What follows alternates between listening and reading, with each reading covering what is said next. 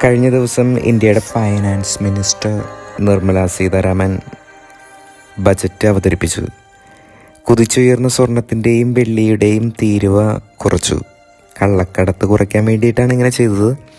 കേരളത്തിലെ കരിപ്പൂരാണ് ഏറ്റവും കൂടുതൽ സ്വർണ്ണക്കടത്ത് നടക്കുന്നത്.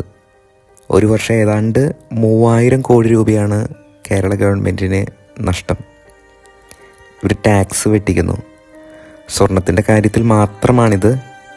സ്വർണം വാങ്ങാൻ പണമില്ലാത്തവൻ അന്നം വാങ്ങാൻ നിൽക്കുമ്പോൾ GST ടാക്സ് വന്ന് വീഴുന്നുണ്ട് അവൻ്റെ തലയിൽ.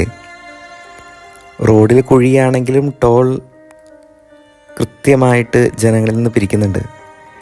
AI ക്യാമറകൾ കഴിഞ്ഞ വർഷം പിരിച്ചെടുത്തത് 390 കോടി രൂപയാണ് കേരളത്തിൽ നിന്ന്. പിരിക്കുന്നതിലല്ല, അതിനുള്ള റോഡ് സേഫ്റ്റി ഗവൺമെൻറ് അഷ്വർ ചെയ്യുന്നില്ല. സുവിശേഷത്തിൽ ഇന്ന് ഈശോയെ കാണുന്നത് കൃത്യമായിട്ട് ടാക്സ് കൊടുക്കാൻ പത്രോസിനെ ഏൽപ്പിക്കുന്നതാണ്. ടാക്സ് കൊടുക്കുന്ന ജനങ്ങളോട് പിരിക്കുന്ന അധിപന്മാർക്ക് അല്പം നീതിബോധമുണ്ടായിരുന്നു എങ്കിൽ എത്രയോ മനോഹരമായിരിക്കും നമ്മുടെ നാട്.